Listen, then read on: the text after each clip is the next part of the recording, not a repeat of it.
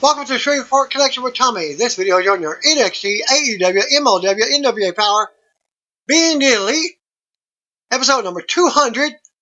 Results for this week of April the 22nd, 2020. A few of Mexico's Lucha Libre wrestlers are now sewing face masks to help out and earn livings during the coronavirus pandemic. The BBC reported this week that lucha talents in Mexico were looking for other ways to make money after shows were put on hold due to coronavirus outbreak. It was noted that the tradition of wearing elaborate costumes and masks mean that they were well placed to use their skills and materials to make protection masks for the people. El Hijo de Soberano, who lives in Torreon, spoke with the BBC and said he was having a hard time with finances when his wife suggested the mask gig. Last week, we had a very difficult time, and my wife said to me, "Why don't we make face masks?" So we made some, but using the material we had for costumes. We used the lycra and the fabric that are used in the wrestling suit makings. They have double stitching, fabric reinforced. He said, Chamorro is selling masks for 150 Mexican pesos, which is around $6 American, with designs associated with legendary lucha stars such as Blue Demon and El Santo. Chamorro said he's receiving orders from all over Mexico, where there are a few regular protection masks still for sale. Retired lucha star Isaiah Horta, known as El Gato Gris or Gray Cat, lives in Puebla and is also making masks to help with the COVID-19 outbreak. He had to shut down his wrestling attire workshop when the government ordered all non-essential businesses to close in March. He first made the protection mask for his family, but later decided to scale up and make masks with legendary lucha stars, including La Parca, Dr. Wagner, and Black Taurus. Horta is selling his mask for 50 Mexican pesos, which is around $2. And he's also taking custom orders from lucha super fans as well. And here's some photos of them, of different ones, and there's gonna be like 1, 2, 3, 5 links of different photos. Didn't want to copyright, so I'm giving you links for pages. Independent wrestler Jay Hunter was released from WWA 4 and Victory Wrestling Association due to a racist video he posted on TikTok. Hunter, real name of Jeffrey Hume, filmed a video with fellow high school Stephanie Freeman, posted to social media platform. In the video, Hunter uses the N-word and refers to black people as specifically not having a father, robbing white people, eating watermelon and fried chicken, and spending a lot of time in jail. The 50-second video clip was shared so many times that Carrollton was trending on Twitter by Friday morning. WWA4, a promotion operated by AR Fox, released a statement on Twitter condemning Hunter's action and severing ties with the young wrestler. We at WWA4 do not condone racism, Fox wrote. As of April 16, 2020, Jeffrey Hume, aka Jay Hunter, WWA4 membership was terminated. We pride ourselves on being diverse, welcoming everyone. We are utterly disappointed, appalled, and disgusted. We welcome all races, sexes, religions, and creeds. In addition, Victory Wrestling Association revealed they cut ties with the wrestler in a post on the company Facebook page. Effective immediately, Jay Hunter has been released by VCW and will no longer appear on our programming moving forward. A representation of the company wrote, VCW demands the highest standards of professionalism from our locker room. We are an equal opportunity employer and value the diversity, talent, and abilities of our wrestlers to provide family-friendly competition and entertainment to our fans at live events, TV, and on the internet. Not only was Hunter's professional life affected, but so was his personal life. Hunter and Freeman were seniors attending Carrollton High School in Georgia. The Atlanta Journal-Constitution is reporting Hunter and Freeman were expelled from the school and will not be part of the 2020 graduating class. In a statement, Carrollton City Schools Superintendent Mark Albertus said that the students' behavior was unacceptable and not representative of the district's respect for all people. The racist behavior observed in the video easily violates this standard, Albertus told the AJC. They are no longer students at Carrollton High School. Good luck in your future endeavors. That's what they're saying. The TNT Championship Tournament will continue on this Wednesday's AEW Dynamite with Dustin Rhodes taking on Kip Sabian. Winner gets Lance Archer next week. Also, Sammy Guevara will face Darby Allin, with the winner going against Cody. The finals to determine the inaugural champion takes place at Double or Nothing on May 23rd. In a clip from the latest Road 2, Dustin leaves Cody message at this link saying if he can't beat Sabian, then he's done with wrestling. He's retiring from wrestling. AEW has yet to make the stipulation official, but stay tuned for the results of the video. As you know, I soul search every week, asking myself the questions. Can I still do this? Dustin said, my soul searching has led me to this. This TNT tournament is the most important thing I've done since wrestling you at Double or Nothing. Hands down. To be the first TNT champion means every freaking thing that you could possibly imagine to me. One of the things I really want to discuss to you, I'd really like to talk with you instead of texting or voicemailing you this. Look, this guy, Kip Sabian, is no joke. If I cannot beat this son of a gun, other word, I will retire. Over the Top Wrestling announced on April 17th that they lost their wrestling school. Joey Cabret wrote on social media that the landlord was unwilling to work with the promotion. Cabret wrote, today we lost our school. A landlord unwilling to work with us in any form. The school meant so much to the scene, trainees and trainers. We will be back with a new and better location soon. Earlier in the week, MJF responded to a fan calling him out for not wrestling much over the past few months. The AEW star noted that he had an issue that had gotten worse. I quote by saying, I wish I could put my body on the line for more for you guys. MJF wrote, I truly care so much about you being entertained during your hour of need. Unfortunately, something awful has happened to me, and it has gradually gotten worse. I can't comment on what the issue is at the time. His last in-ring appearance was on March 11th, where he teamed up with the Blade and the Butcher to defeat Jurassic Express. At first reported by Wrestling Inc., MJF was among the talent that did not make the most recent tapings earlier in the month to Norcross, Georgia. The Young Bucks, Hangman Page, Nyla Rose, Pac, the Lucha Brothers, SCU, and Big Swole were also on that list. But some of those were at the tapings for Being the Elite. As you can see later in this video, I will show you one of those videos links.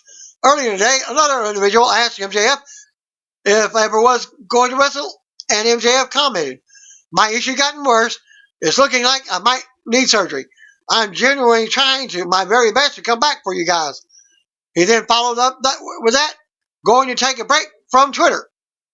MJF's protege, Warlord, is set to be enacted on this Wednesday's on this episode of Dynamite. This is a video link looking at what Impact stars Sami Callihan, Moose, and Adam Thornstone are doing during the ongoing coronavirus pandemic. Earlier today, Impact shared that they will be live tweeting last year's Rebellion pay-per-view starting at 8 p.m. Eastern Time. The card from that night included Tessa Blanchard versus Gail Kim, Lucha Brothers versus LAX, and Johnny Impact versus Brian Cage with Lance Storm as a special guest referee. They wrote, "Join us tonight as we live tweet last year's at Rebellion, #Rebellion at 8 p.m. Eastern Time. #Rebellion Rewatch. Start your free 30-day. Kylie Ray shared on social media that she's been tobacco-free for 3 years now. She tweeted, 3 years tobacco-free. Not easy, but definitely worth it. As noted in March, Kylie signed a long-term contract with Impact Wrestling, and she also debuted on this week's episode of Impact Wrestling.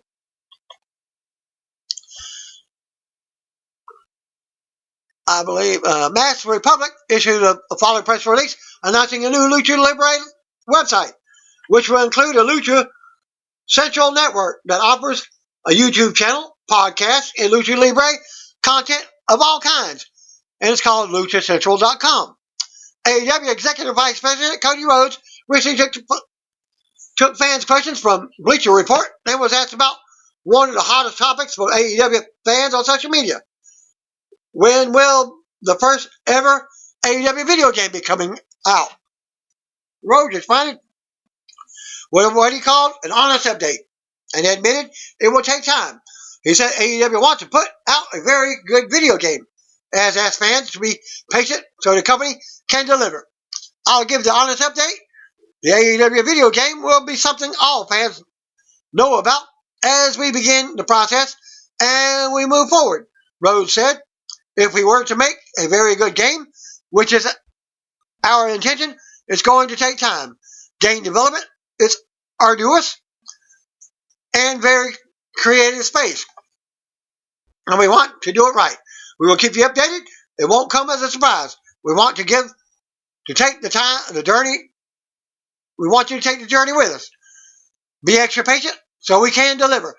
Do you know a lot of trivia about Ring of Honor? Would you like to put your knowledge of Ring of Honor to the test against other fans, as well as Ring of Honor stars themselves? If so, you'll want to take part in the first ever Ring of Honor Trivia Night on Thursday, April 30th, next Thursday at 7 p.m. Eastern Time on Zoom. Participants will play the trivia game alongside Ring of Honor stars such as Matt Taven, Joe Hendry, Session Moth Martina, Quinn McKay, Bear City Bruiser, Amy Rose, and Jack Draper. Ring of Honor lead commentator Ian Riccaboni will host the event. If you'd like to play, please email rohtrivia@gmail.com. I'll post that link right there, email link, with your team name and the names of the players on your team. Team should have anywhere from 3 to 10 players. The deadline for the entry is Wednesday, April 29th at 9 a.m. Eastern Time. Team captains will receive an email that day with a link to the game and instructions for the rest of their team. All players must be 18 years or older. So brush up on your Ring of Honor knowledge and join for a fun night of Ring of Honor trivia. NWA Superpower Preview results from the April 21st episode from the GP Studios in Atlanta, Georgia. Follow them at the Hoot Podcast. Transcription by Josh Lopez. The show starts with a video replay of Nick Aldis and Marty Skull, match from the 2019 Crockett Cup, plus footage of all the major Strictly Business moments that led to Camille's NWA Power in-ring debut. At NWA, Camille has entered the ring. At this link, follow her at Camille Brick. Camille drives Max back first into the turnbuckle. Camille repeatedly stomps on Max's chest. The referee admonishes Camille. Camille with a big heel throw. Camille levels Max with a body avalanche. Camille follows that with a delayed body slam. Camille tugs on Max's hair. Max with a forearm shiver. Max kicks Camille in the gut. Max goes for a sunset flip, but Camille stands stand tall. Max ducks the clothesline from Camille. Camille drops Max with a big leg lariat. Camille putting the boots to the midsection of Max. Camille toys around with Max. Camille puts Max on the top turnbuckle. Max kicks Camille in the chest. Camille catches Max in midair. Camille connects with a rolling senton. Camille spears Max to pick up the win. After the match, we got an interview. Joe Galley, hold on. Tom Latimer made it very clear. We're going to hear from you today. Camille, tell me your thoughts. Camille measures up Joe Galley. Camille heads to the backstage area. Camille promo at NWA. For the first time ever, Camille Brick spoke on camera. Watch this link. She said the B word, cocky, not approachable. These things are that people may have heard me, and they're all true. But life made me this way. When I was a kid, I just wanted to have fun. I was striving to be great. I just was. But then I learned something the hard way. People don't like you when you're gifted. In fact, they turn against you. When I played softball, when I was little, the coaches, well, they loved me. But the parents of the girls, not so much. They actually got together and went to the coach and complained that I needed to be taken out of the league because I put their little girls in danger. But I decided I didn't want to play there anymore. I left that league to go play with the boys. Because from then on, I realized I don't get along with girls. I'm just different. In high school, my stats were so good that parents were in the stands keeping their own stat books to make sure that mine weren't padded. To make sure that my numbers were right because they couldn't believe that I was putting up the stats that I was. So since I was little, I've been hated. Hated for my power, my strength, for that I was born with. Hated not by only peers, but adults. So respect for authority, respect for anyone, yeah, I don't have that. I'm an elite athlete. Every single sport I've ever played, ever tried, I've dominated. Division I softball, football, and professional wrestling. Well, that came easy. October 2018, Nick Aldis called. He needed himself an insurance policy. Now, do you think that he hired me for simply my looks? He hired me because he knew I was force and I could take care of business. He didn't want some frail little liability bothering. He wanted someone that could take a hit and give one back.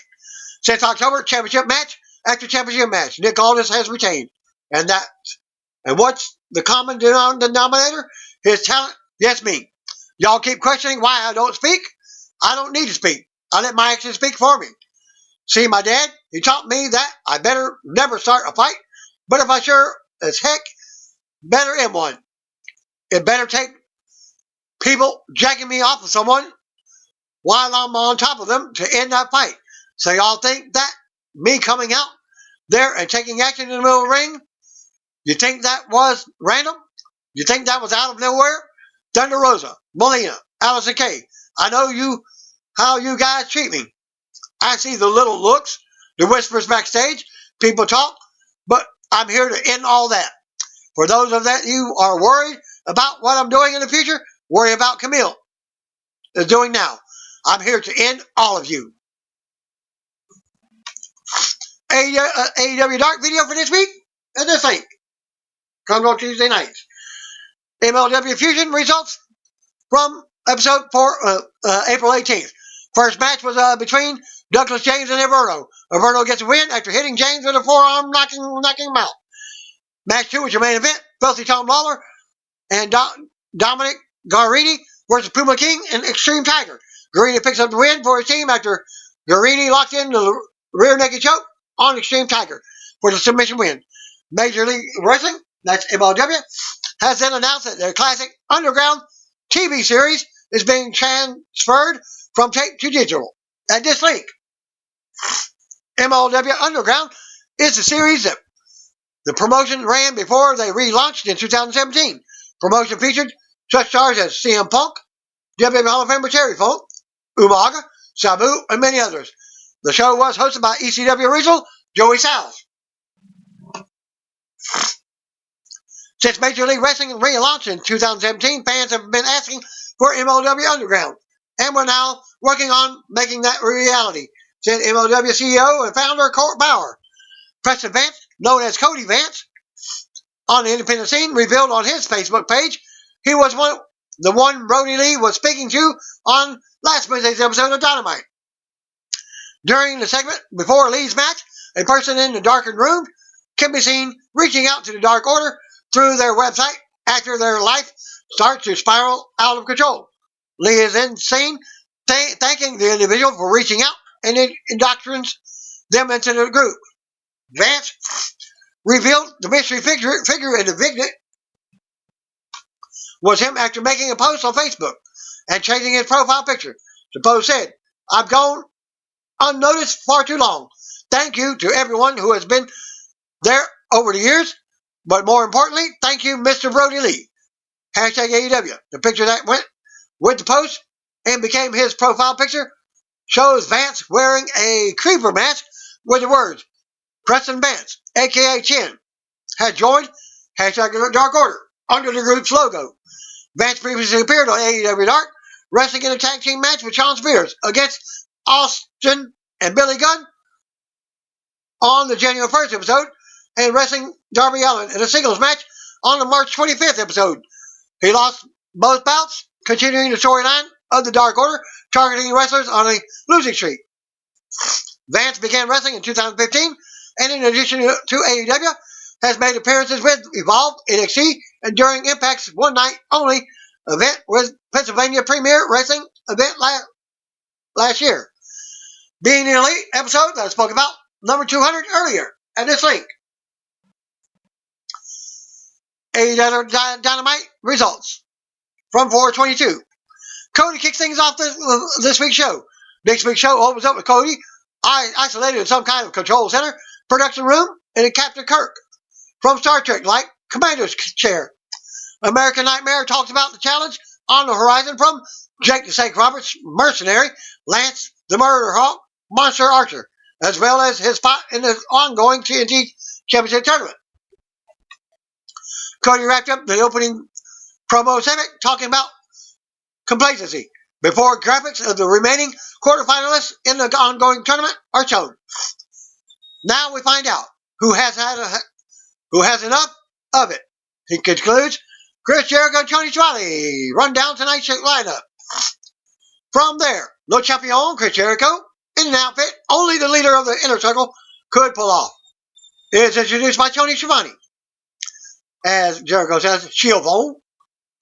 The two-man announce team run down the action for tonight's scheduled event, including the return of the Broken Matt Hardy, the return of Kenny Omega, Brody Lee, Scorpio Sky, journey to AEW, checking with the Bubbly Bunch, and the latest action in the TNT tournament, which is your first match, Sammy Guevara versus Darby Allin. Pre-match vignette for the opening match for this week's AEW Dynamite.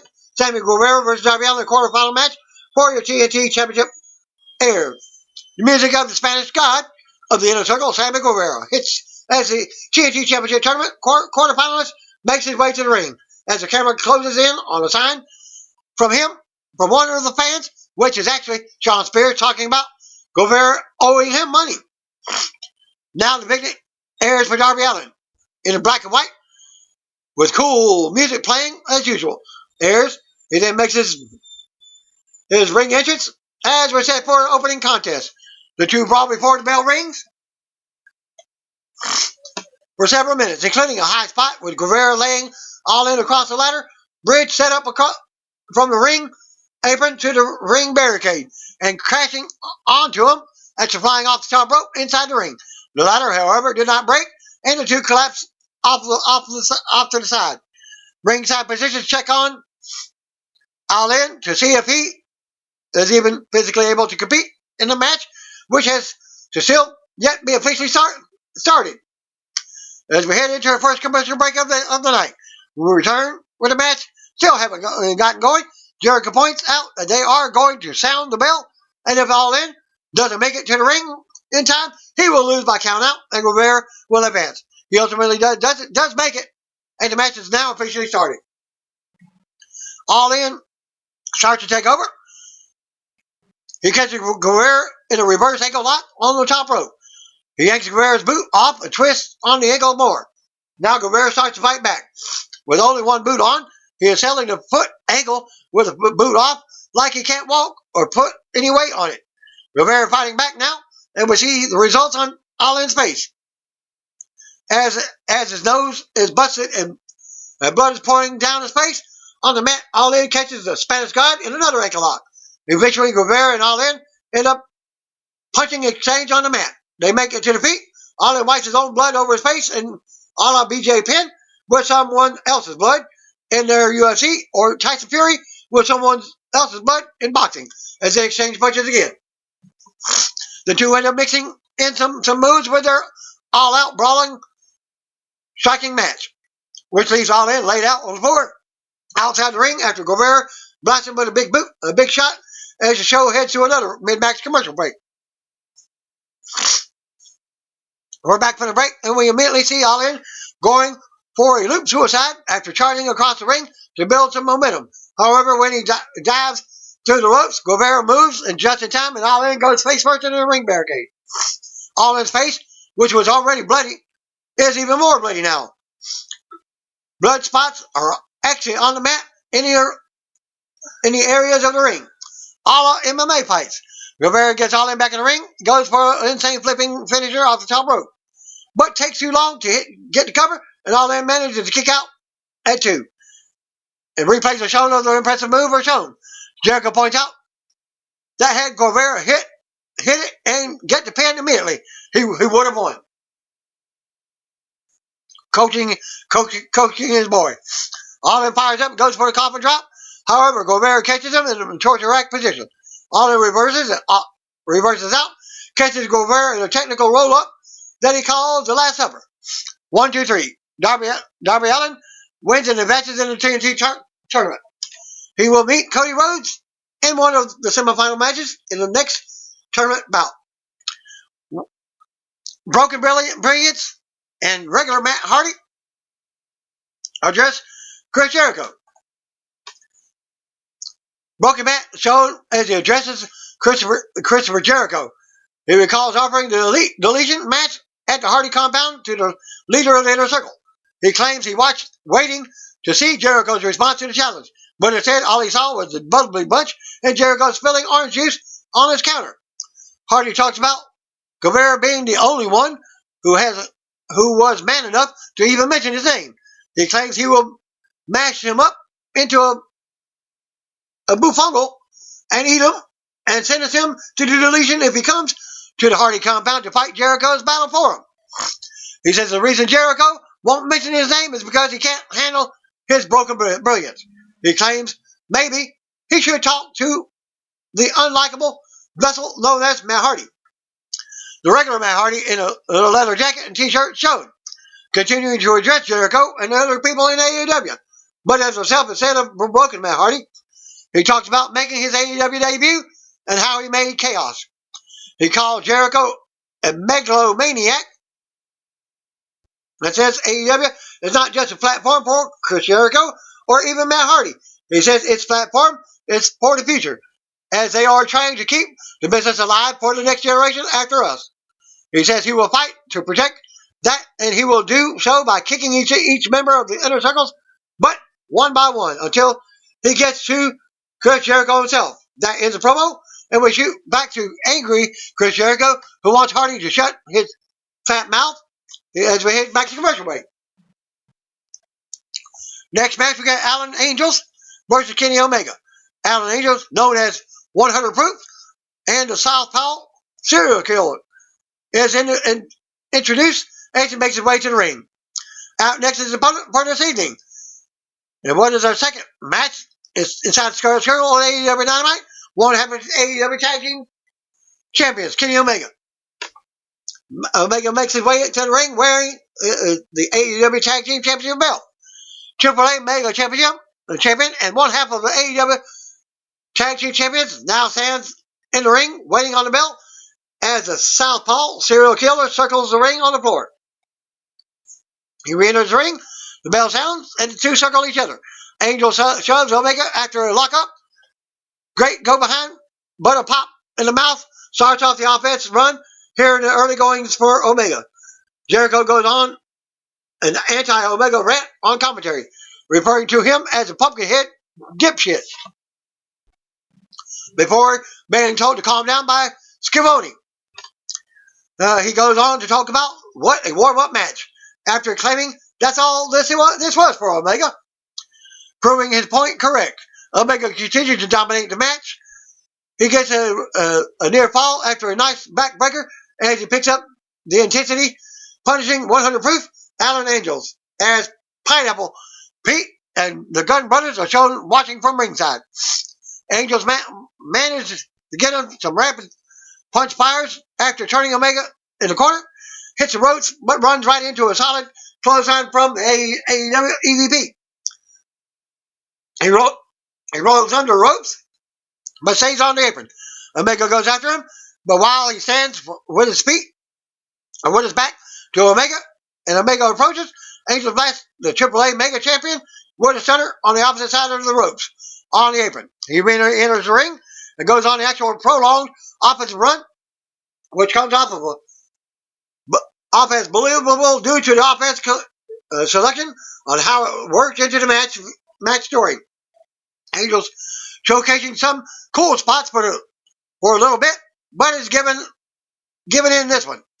However, Omega cuts his run short with a snapdragon suplex. He blasts him with a V-trigger, confidently grabs his leg for the pin. Angel kicks out. At 2, Omega smiles and shrugs it off. Now he deadlifts Angels like a grown man picking up a child. He slams him down hard and nails another V-trigger for the win. Scorpio Sky journey to AEW. A special look at Scorpio Sky is shown. A documentary style vignette tells the story of Sky's journey from childhood pro wrestling fan to a pro wrestler to one of the top stars in the new All Elite Wrestling promotion. Road to and BTE promotion. A promo. A clip from this week's Road to AEW Dynamite was shown, with Dustin Rhodes announcing he will retire if he cannot beat Kip Sabian in the TNT Championship Tournament. Also shown was a video promoting the release of the 200th episode of Being the Elite digital series that evolved into All In show, which ultimately resulted in the launch of All Elite Wrestling. We head back to a commercial after being informed that after the break, Orange Cassidy versus Jimmy Havoc will be up next in one-on-one action for Orange Cassidy's in-ring debut on AEW Dynamite. We return to the ring. Jimmy Havoc makes his way to the ring. Out next is freshly squeezed Orange Cassidy, who walks out and introduces an introduction that includes the ring announcer saying, "From wherever, weighing whatever." Bell sounds him, here we go. Havoc attacks Cassidy right off the bat and beats up Cassidy. Takes off his jacket and tosses it to Penelope Ford in the crowd, and she stomps on it. Havoc then takes Cassidy's shirt off and chokes him with it. Out on the floor, Cassidy gets thrown into a barricade, and he gets crouched down on it. Havoc with a vertical suplex to the outside of the ring. Havoc and All In return to the action in the ring, where Havoc continues to destroy his opponent. Havoc runs into a couple of boots, hits a European uppercut, Death Valley Driver, uppercut cover, 2 count. Havoc bites Cassidy's fingers. He puts him in Cassidy's pocket. Havoc throws a punch. Cassidy ducks. Kip up. Suicide dive on the floor. In the ring, Cassidy with a flying crossbody, hitting a big tornado DDT. Now Havoc getting tripped up. It hits the top turnbuckle, crashing down on the mat hard. Cassidy off the top rope, hits a lazy splash for a 2 count. Havoc with some big shots. Cassidy returns with a wimpy shot of his own. Out of nowhere, big Superman punch by Cassidy. Then Penelope Ford climbs up on the apron for a distraction. Chuck Taylor tells her to get down. She goes to kick him. He catches it and throws it down. She just goes down into a split. Kip Sabian with a big senton to clear out the best friends. Now Ford leaps off the rope, top rope. However, she doesn't hit anyone. Instead, Cassidy uses the distraction and rolls up Havoc for the 3 count. Freshly Squeezed picks up the win for his AEW in-ring debut. After the match, best friends clear the ring. Once the match is over, Hammock and Sabian try to gang up on Cassie for a prolonged post-match beatdown. However, the best friends hit the ring and clear the ring. MJF, hangnail issues, and AEW title vow. MJF is shown talking about the state of the world as a result of the COVID-19 pandemic. Also, or so we think. After a long, dramatic build-up, we found out that he's actually talking about how sad everyone is because he hasn't wrestled on AEW TV in a while. He claims he suffered a hangnail during his last AEW appearance, and it has become a life-threatening injury that may end up requiring surgery, as his arm is in a sling as well. Camera pulls back to show MJF was cutting the promo from his rat's house in Cape Cod.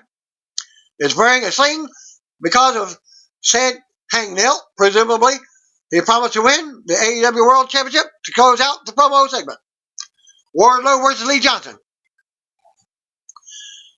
Big man Wardlow returns for a rare singles match appearance on Dynamite. He makes his way to the ring for tonight's bout. Wardlow will be going one-on-one against Lee Johnson. This one doesn't last long at all. Wardlow is given the showcase time slot this week that the Murder Hawk Monster had last week. Quick squash match. Wardlow's blasts Johnson with a series of suplexes before picking up the victory after blasting him with his F10 finisher. But very similar to Brock Lesnar. The Exalted One Brody Lee accepts new member of the Dark Order. We'll see a video where someone loses their girlfriend as the audio of an old phone call where the breakup occurs plays. We see the guy scrolling around on the internet. He logs on to join the Dark Order. He fills out a form online writing that he had the whole world in his hands. Very similar to Bray Wyatt's gimmick. From there, we shoot to an empty office where Brody Lee is sitting with the guy. Lee addresses the guy, saying he's got talent. He asks how tall he is, how much he weighs, if he has ever played football. The guy responds, saying he's 6'2", weighs 240 pounds, and that he did, in fact, play football. Brody goes on to claim that many are afraid of success. He claims he can offer him success because the Dark Order are the lions of AEW. He says they feed on the prey. He extends his hand and gives the guy something. He says he is home now, and he's one of us. You are Dark Order, concludes the Exalted One as he sits back in the chair to end the segment. But actually heads out to the ring for his own match. Justin Law versus Brody Lee. Another squash match. Now we go back to live inside the arena. Chris Jericho and Tony Schiavone talk up the Exalted One as Brody Lee, the man himself, makes his way to the ring to take on Justin Law. It's like another showcase match, similar to the Wardlow bout. And that's exactly what it turned out to be. Another quick squash match. Lee picks up the W after hitting a few impressive throws and suplexes on Law before ending the match with his discus lariat finisher. Orange Cassidy and the best friends backstage. Backstage, AEW interview girl catches up with the best friends, Chuck Taylor and Trent, who are with freshly squeezed Orange Cassidy. They talk about Orange Cassidy nearly suffering his first loss and how Trent is quiet, which means someone is going to die. And according to Chuck Taylor, who addresses Penelope Ford, with that said, the trio walks off. The Bubbly Bunch Part 2. Now we head to the return by popular demand, the Bubbly Bunch. The webcam series again shows, one by one, each member of the inner circle addressing each other in various quick cut solo shots of each guy saying a couple of lines and or delivering a couple of jokes from their respective homes during quarantine life. They end up setting up who can do the best flim-flam contest, with the winner getting a bottle of hand sanitizer. Now a colorful star graphic on each side of the screen appears, while some music plays and each member of the inner circle is shown, one by one, doing the flim-flam dance. Looks like another one of those Fortnite dances. Guevara ends up doing the best one, resulting in a sore loser, Jericho complaining. The segment wraps up on that note, and we head back to another commercial break. TNT Championship Tournament quarterfinals, Dustin Rhodes versus Kim Sabian. Move on to the next match, which will be our main event of the evening. Dustin Rhodes goes one-on-one against Kim Sabian in the second TNT Championship Tournament quarterfinal match of the night. Noted a video shown from the Road to AEW Dynamite special earlier in the show. If Dustin doesn't win this match, he will retire from active in-ring competition. Both guys make their ring entrances. Formal pre-match instructions have been given, and the bell sounds to kick this one off. Early on, neither guy establishes an offensive advantage. When all said and done, however, it's code red from Rhodes that earns him the victory and helps him advance to the next round of the tournament. In the TNT Championship Tournament semifinals, Dustin Rhodes will go one-on-one the Murder Hawk Monster Lance Archer. Dustin celebrates his in-the-ring match as match highlights, including several camera angles of his impressive flipping code red finisher, which is almost like a Canadian destroyer, are shown while the announcers recap the action and plug next week's show as AEW Dynamite goes off the air. Winner advancing to the TNT Tournament quarterfinals, Dustin Rhodes. That'll do it for AEW Dynamite.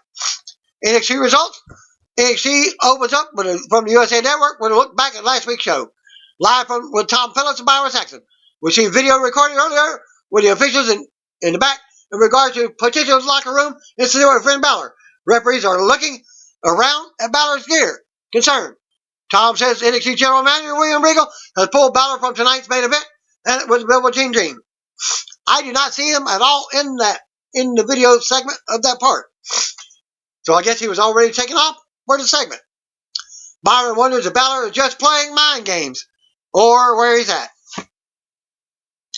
We go to the ring for Velveteen Dream, makes his way out. Dream starts to address Finn Balor, but music interrupts, and out comes NXT Champion Adam Cole. Cole says the winner of Balor vs. Dream wants to move closer to the NXT title shot, and this is just all too convenient for Dream. Cole says he knows what Dream has done, but it's not going to work. He will never get a title shot. Cole says he has no idea what happened to Balor, but he knows exactly what will happen to Dream. Bobby Fish and Roderick Strong suddenly attack from behind in the ring. Cole joins in the Undisputed Era, minus Kyle O'Reilly, triple team Dream, and beats him down. NXT North American Champion Keith Lee eventually makes a save. They try to mount offense on Lee, but he keeps fighting all three off. Lee stands tall with Dream in the ring as the music plays. They taunt the Undisputed Era, who now has retreated to the stage. Still to come, the tournament to crown the interim NXT Cruiserweight Champion continues. Also, Johnny Gargano and Candice LeRae will be here. Shotzi Blackheart and Tegan Knox versus Dakota Kai and Raquel Gonzalez. We go to the ring for tonight's opening match. Shotzi Blackheart driving her tank. Tegan Knox were out next. Dakota Kai, Raquel Gonzalez were out next as Alicia Taylor does ring introductions. Knox and Raquel start off the match. Knox ducks a running big boot to begin. Knox ends up going for an early one count. Shotzi tags in and takes control of Gonzalez. Kai tags herself in and tangles with Shotzi. Blackheart with an arm drag and a kick to the arm. Shotzi with a reverse sling blade. It's screaming out. Blackheart launches herself at Kai and then tags Knox back in. Knox launches herself at Kai in the corner. Tags Shotzi right back in. Double team sends both opponents to the floor. Knox assists Shotzi up to the top rope, then helps her send her off flying to the floor, taking out Kai and Gonzalez. Shotzi stands back up and howls as we go to commercial. Back to break. Shotzi gets beat down in the corner. Kai tags in with a 2 count. Kai misses big boot in the corner as Shotzi moves. Kai grabs the leg to stop the tag, but Shotzi kicks her back. Knox tags back in, as does Gonzalez. Knox takes out Kai and goes to work on Gonzalez in the middle of the ring. Knox with more strikes and it closes out his gun to stun Gonzalez. She keeps on, but Gonzalez is still standing. Knox with a headbutt that rocks them both. Gonzalez sends her into the corner, but misses running elbow. Knox turns back with an uppercut and a big kick to the face, but Gonzalez is still standing on one knee. Knox goes up top and stops Kai from charging on the apron, Knox leaps, so Gonzalez catches her in midair. Then hits a follow-away slam. Scotty tags herself in and hits a big seated senton from the top on Gonzalez for a 4-2 count. Kai runs in, but Knox stops her and sends her to the floor. Kai brings Knox out to the floor. Shotzi and Gonzalez go at it in the ring. Gonzalez catches Blackheart with a big one-armed power bomb in the middle of the ring for the pin and the win. Winner of the match, Raquel Gonzalez and Dakota Kai. After the match, music hits as Gonzalez and Kai stand tall in the ring and will go to replays. Tom announces tonight's new main event with Finn Balor being out. It's now Cole and Strong versus Dream and Lee. Tom sends us to a video on Drake Maverick, featuring the emotional Twitter video he posted after last week's release from his WWE contract. The video also features new footage from where Drake discusses his last 3 WWE matches in the Cruiserweight tournament. He is giving everything he has in these 3 matches to make sure he wins. He has to. He says he's not done with anything, and if he goes out, he's going out swinging and going out as the NXT interim Cruiserweight champion. Doesn't make sense, does it? Drake will face Jake Atlas tonight. Back to commercial. Interim Cruiserweight title match. Jake Atlas 0-0 versus Drake Maverick. So it's a series of matches. I guess if you lose 3, you're out. Back from the ring, out comes Jake Atlas for the next Group A match in the tournament's crown. New interim NXT Cruiserweight champion. Tom leaves his video package on Atlas. Out comes Jake Maverick. One of his final WWE matches as he was released last week, but was allowed to work the tournament. Of course, it was already taped. Drake is all business on the way to the ring. He stops and looks at the Cruiserweight NXT title belt, which is on display at ringside. They lock up and Atlas strikes first. Drake comes back with a headlock. They tangle and Drake rolls Atlas up, but he rolls through and misses a kick. Atlas gets an upper hand and taunts Drake as they break. Drake says he needs this, but Atlas needs it just as bad. He says Drake goes for a takedown and grabs Atlas on the mat. As they tangle some more, Atlas avoids a particular sunrise and they break again. They lock up again and Drake rocks Atlas with a big kick. Atlas comes out of the corner and sends Drake to the apron. Drake fights back and then comes and hits a drop kick. Atlas is still on his feet. Drake charges, but Atlas catches him in a position for a powerbomb. Drake hangs on and sends Atlas over the top rope to the floor. Drake is on the apron. Drake follows and brings it back in the ring. Drake charges, but Atlas catches him with a tilt-the-world backbreaker for a quick pin attempt. Atlas keeps control and lets Drake recover in the corner. Atlas grabs Drake from behind and sends him face first onto the mat. Drake tries to fight out of a hold. Eventually sends Atlas face first to the top turnbuckle. Atlas charges again, misses in the corner, and Drake sends him shoulder first into the ring post. Drake with more strikes now, sending Atlas back to the corner. Drake takes out the leg again as Atlas charges, sending him into the turnbuckles. Drake with a high knee in the corner. Drake goes on with a big drop kick. Drake applies the key to the sunrise as Atlas gets free, rolling to the floor. Drake charges and nails a suicide dive through the ropes, taking Atlas down. Drake brings it back in the ring and goes up top. Drake with a flying elbow drop to the face for another close 2 count. Atlas counters a cutter from the corner and levels Drake with a big super kick. Atlas goes to the top, but Drake cuts him off and rocks him. Drake climbs up, but Atlas boxes Hurricanrana. Atlas does a huge cartwheel DDT from the top and covers for the pin to get the win. And gets the win to advance 1-0 in the tournament. After the match, Atlas and Tall go to replays. Tom shows us an updated look at the tournament standings. 1-0.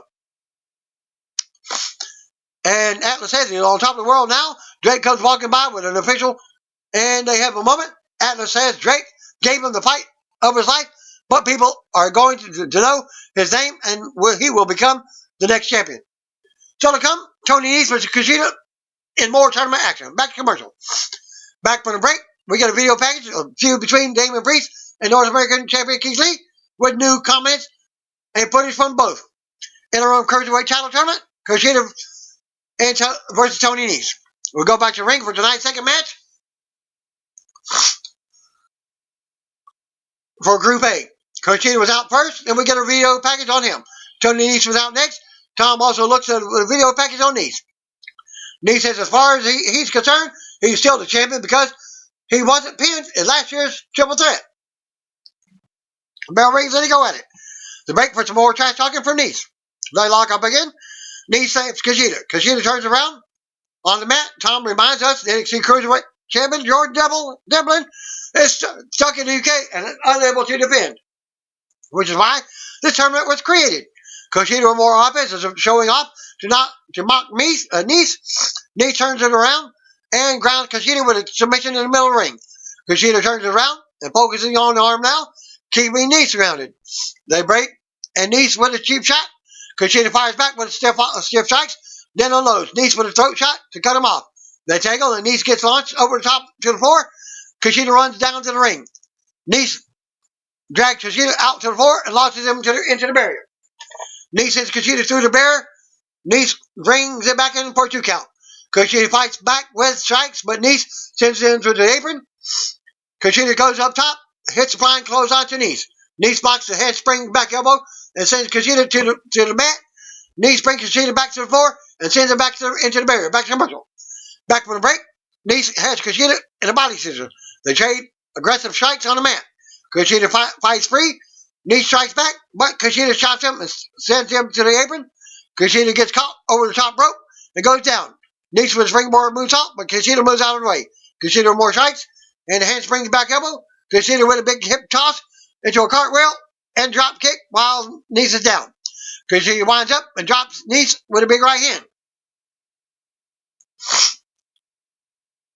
Kushida with a kick to the arm, more back and forth. Kushida getting an upper hand. Nice catches Kushida for a pump handle slam, but Kushida counters and turns that into a Sakuraba lock in the middle of the ring. Nice counters into a suplex and brings it into a 2 count. Nice goes up top, selling a left arm injury. Kushida runs with a handspring kick to Nice up top. Nice sends Kushida back down to the mat, followed up with a 450, but Kushida kicks out at 2. Nice exposes his knee while Kushida's down on the corner. He charges, but Kushida leaps up with a palm strike. Kushida goes on and drops Nice near the corner. Kushida goes up top, but Nice jumps up with a palm strike of his own. Nice comes up with Kushida now. Nice puts Kushida on the shoulders, but Kushida fights out. Kushida with a Sakuraba lock up on the top turnbuckle. He flips back into the hole from the top, back on the mat, making Nice tap out for the win. Kushida is 1-0. As he stands tall, he raises his arm into the air as music plays. We've got to replay. Tom praises Kushida. Kushida poses on the ropes, and we get an update. Look at the standings. El Hijo Pantifa will debut later on against Jack Gallagher. Mackenzie Mitchell is backstage with Timmy Thatcher and NXT champion, The Bro, Matt Riddle. Matt Riddle mentions how he misses his partner, Pete Dunne. She asks how their new tag team is going after Thatcher was picked by Dunne to be Riddle's temporary partner for last week's successful defense over the Undisputed Era. Thatcher says they still have a long way to go because their styles are different. Riddle comments on how beautiful Thatcher is, but gets his eye color wrong. Calls him blue eyes, but his eyes are brown. Riddle says that they will show everyone just how beautiful a man Thatcher is next week. Thatcher asks what he has in mind, but Riddle isn't telling. He just says to trust him. So to come segment, Johnny Gargano and Candice LeRae are here. Back from the break, we get a video on Karrion Kross and his mystery lady friend. They haven't mentioned her name, but it's none other Scarlett Bordeaux and Killer Kross. She says they told everyone they were coming. She goes on, and we see flashes of last week's attack to Tommaso Ciampa. Saxon confirms this is Scarlett, but doesn't say Scarlett Bordeaux. Just the first name. Tom says it's to the home of Johnny Gargano and Candice LeRae. It looks like dinner time as Gargano is at a table. He brags on his recent win over Tommaso Ciampa. He says he and Candice LeRae are doing great because they are not living in a fairy tale. They're living in reality. Candice serves them dinner at the table. Gargano says NXT is a true fairy tale because it's become a toxic wasteland where good people get taken advantage of and bad people are thriving. He talks about how he was always asked to do media, sign merchandise, record a happy birthday video for some stupid kid. He always said, yeah, no problem. And NXT is just a cookie cutter world where people take advantage of someone's kindness. He's tired of doing all this while Ciampa gets what he doesn't deserve. He deserves everything, and he's sick and tired of waving the NXT flag on a mountain of unappreciation. Candice has a new darker look. Candice, who has a new darker look, says that that's the NXT way. She says she's been unappreciated since she set foot in the place. Lorraine says she sacrificed for the other woman and ate the second so they could eat first. When she needed anyone, they weren't there for her. She kept telling herself people would change, but that didn't happen. She found it to be enlightening because she's no longer eating second. Gargano talks them both up and says this isn't a new attitude because they've known how good they are for a long time. They were given nothing, table scraps, while everyone else was given everything. They decided to keep their personal and professional lives separate, but it got them nowhere, but stabbed in the back over and over. They only trust each other now. They tried to fix NXT, so now all they can do is tear NXT down to rebuild it in their image. It's not just the Johnny Gargano way, it's their way, he says. He goes on and says they will make history as the first married couple to reign together as the NXT champion and NXT Women's champion. They toast to when the good guys win and get what they deserve. When they get what they deserve, the video featured some menacing edits and black and white cuts. It ends with another look at the photo from their wedding day. Tom says the video package and Io Shirai, who is the current number one contender to NXT Women's Champion, Charlotte Flair. Back to commercial. Which the champion, Charlotte Flair, bows to no one. Mackenzie approaches Drake Maverick backstage for comments. He says Jake Atlas was great. And emotional Drake comments on how he fights his opponents and himself in matches. He stares down while sitting on the stairs and says maybe everyone was right about him. That is the segment. Jessie Kamea versus Mia Yim. We go back to the ring. Out versus comes Mia Yim. Jessie Kamea was out next. Bell rings and they go at it. Yim unloads in the corner and drops Kamea over on her face after some trash talking. More back and forth, but Yim keeps her toe. Kamea kicks up and drops Yim with a shoulder. Yim then kicks up and talks some more trash. Yim ends up dropping Kamea with a shoulder and goes on and drops Kamea for a 2 count. Kamea turns around and again and levels Kim with a big shot to the face. Kamea works Yim over and she's down on the mat. Kamea takes Yim back down and slams her head on the mat. Kamea with a springboard corkscrew elbow for another 2 count. Kamea charges in the corner but misses Yim and moves. As Yim moves, Kamea goes for a missile drop kick but watches it and Yim moves. As Yim moves, Yim comes back with a clothesline and another shot. Yim with a neck breaker. Yim with more offense and a standing SEO. Yim keeps control and hits a protecting neck to the face for the pin and the win. After the match, Yim stands tall. Tom wonders if the recent words from Charlotte Flair have motivated her. We go to replays, music interrupts, and out comes NXT Women's Champion, Charlotte. They talk about a potential match, and Flair gives her a backhanded compliment, also revealing that they will apparently have a match next week. Yim isn't impressed with Flair's words. She shakes her head as Flair walks off. Tom says his video package of Jack Gallagher for this tournament match. Back to the rake, Robert Stone is at a pool talking up the Robert Stone brand. He praises Chelsea Green, who is wearing a bikini, and they're both sitting in the pool in some chairs. She joined in the chair next to him and says that they talk about how she's better than the other NXT women. Stone agrees. She says she will be the next NXT Women's Champion, and Stone agrees to end the segment. Interim Cruiserweight title tournament match. Jack Gallagher, 0-0. El Hijo del Fantasma, 0-0. We're going to ring for tonight's Group B match, the tournament, to crown interim Cruiserweight champion. Jack Gallagher makes his way out. El Hijo Fantasma is out next to make his official TV debut.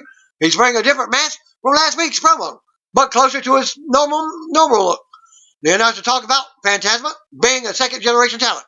Bell rings and they go at it. Gallagher takes control early on, grounds Fantasma. Taunting him, Fantasma fights up and unloads, taking Gallagher down with a dropkick, and then grounding him more back and forth for a few minutes, with Gallagher getting more offense in. They end up on the floor as Gallagher launches Fantasma into the barrier. Gallagher breaks the count and goes back out, grabbing Fantasma.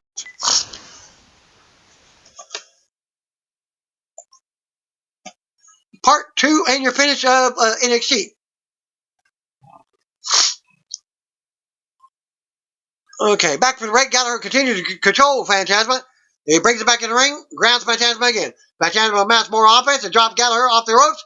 More back and forth now. Phantasma super kicks Gallagher out of the ring. Phantasma runs the ropes. Nails a big dive out to the floor. Phantasma brings it back in the ring. Keith's fighting in the corner. Phantasma with a running uppercut. Phantasma with a crook roll up out of nowhere for a 2 count. Gallagher goes for the mask again.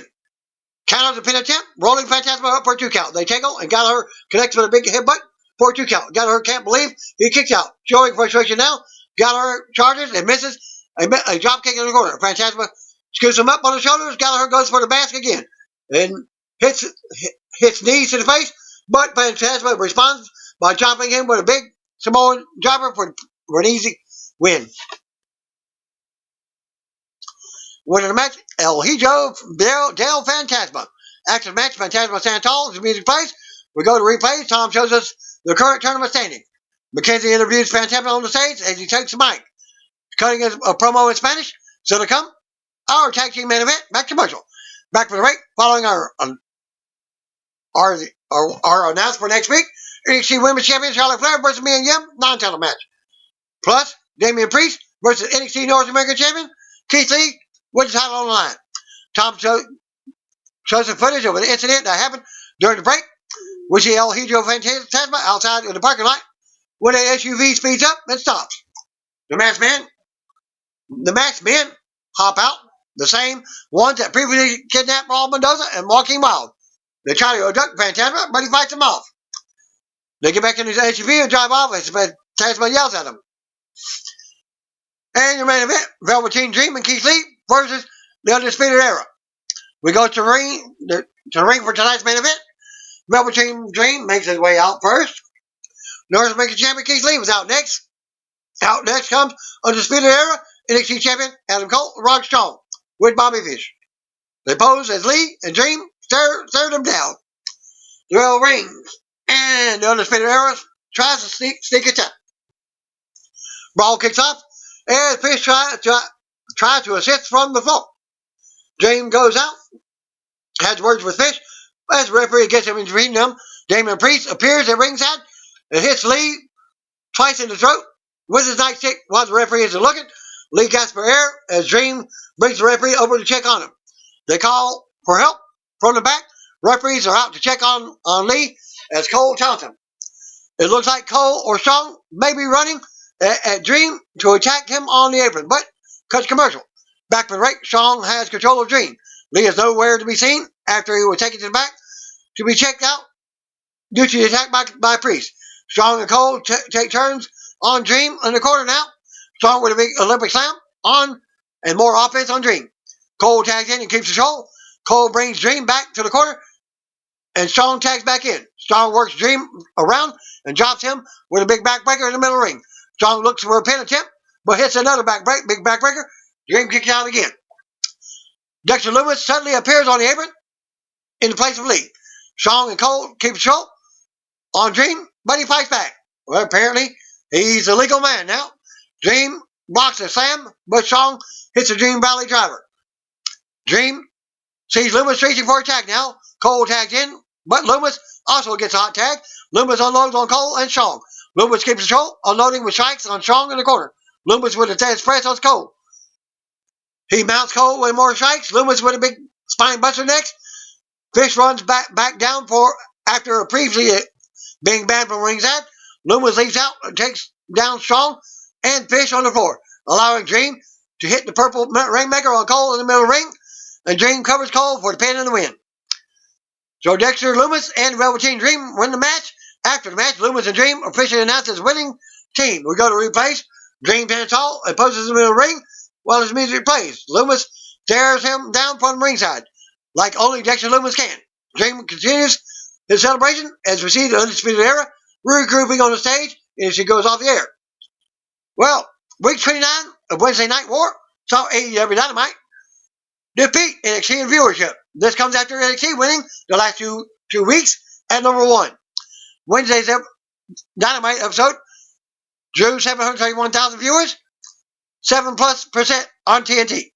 topping the 665 viewers, down 3.9%, garnered by NXT on the USA Network by 10%, according to Showbuzz Daily. And that concludes my results for AEW Dynamite this week, as well as NXT. Thanks again. Peace out. See you one of you. If you don't know, just call me, brothers and sisters.